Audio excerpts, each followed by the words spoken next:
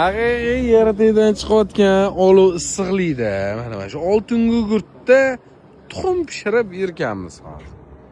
Mana qarang, bu oltin gugurt chiqargan yerdan tabiiy. Mana atrof sap-sariq. Gap yo'q. Mana qarang, Naryolada ham mana ko'ryaptimi?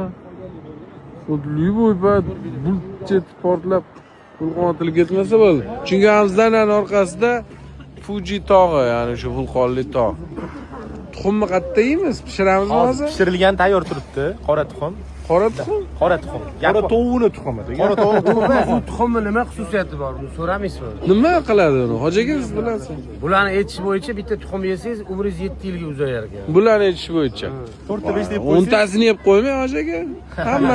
Hammani anaqa qilasiz. Yoshar. Shunaqa deyisharkan endi o'zligini tilligida, bildinglar?